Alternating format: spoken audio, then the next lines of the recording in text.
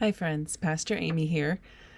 I want to take a few minutes in this week's video to speak about something that's at the forefront of many of our hearts and minds, and that's about the actions of ICE in Minnesota. The violence, the loss of life, the separation of families, all of this has shaken us very deeply. And many of us are feeling a lot of sadness and anger, fear, and grief. If you're feeling overwhelmed and unsettled, you are not alone. In moments like this, emotions run hot. Our news feeds and social media feeds, they fill quickly with headlines, calls to action, and urgent appeals.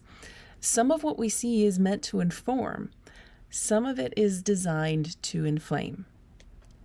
Many of us want to do something. We see clear injustice and we don't want to be counted among those who saw it and did nothing. That impulse is understandable, and there is a way to respond faithfully. And it doesn't mean ignoring our emotions. It means letting our emotions teach us instead of drive us. One of the first faithful steps we can take is self-examination. There are some questions I've been asking myself while I'm going through my news feeds, and I invite you to ask these questions of yourself as well. One of them is, what do you feel in your body when you scroll news feeds and social media? Where do you feel tension or uneasiness? Another question is this: is this information helping you understand, or is it pushing you toward outrage? And is it calling you toward thoughtful action or pulling you in a dozen different directions at once? If you're new to advocacy work, it's easy to feel like you need to chase every opportunity, react to every post, attend every rally, sign every petition. But faithful action is rarely frantic. Part of discernment is slowing down enough to choose wisely. That might look like researching organizations before getting involved, learning who they are, how they work, and whether their commitment to nonviolent resistance goes beyond claims and is grounded in what history, research, and lived experience show actually makes change. It also looks like remembering that advocacy matters. Voicing concerns to local, state, and congressional representatives still makes a difference.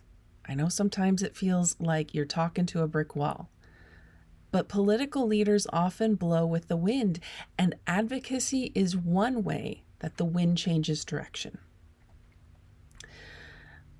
Also, a faithful response includes being careful about what we share, about what information we duplicate and put out there.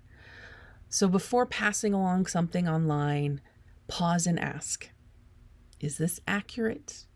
Is it verified? Could this be misleading or even fabricated?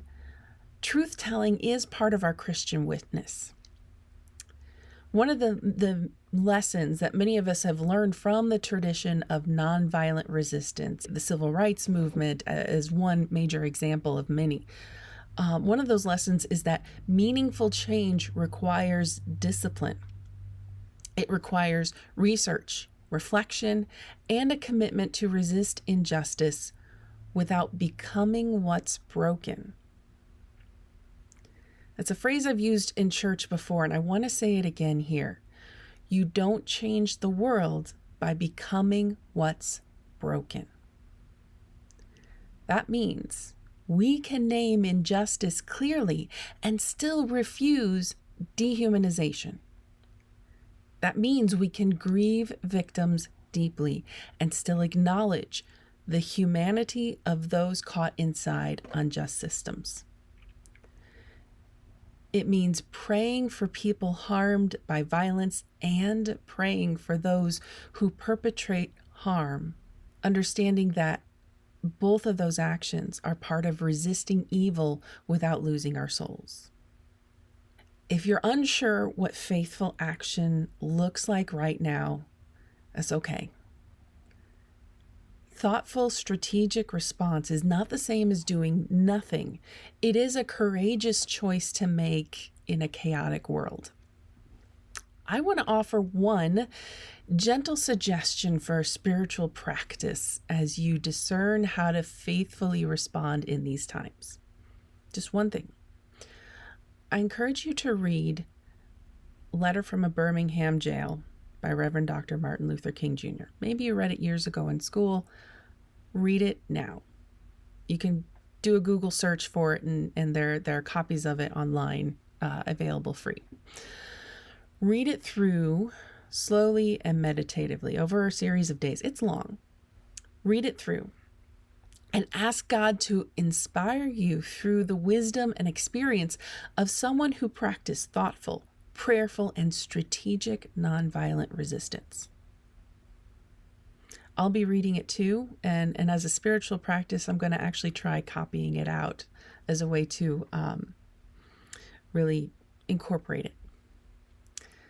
Before I close, just a quick word about this Sunday, about what's coming up. I'll be out of town with a group of 12 other church members. We'll be at the Umpqua Depot in Baldwin, Louisiana. And so Reverend Galen Ray will be preaching and leading worship. And he's continuing our Generations series with the story of Ruth and her mother-in-law, Naomi. A story about choosing to stay, choosing loyalty, and choosing love in the midst of uncertainty. It's a good word for a hard time. So friends, God is not absent in moments like these, and we're not called to respond alone. So take care of yourself, stay grounded, and keep trusting that faithful, thoughtful action still matters. Take care.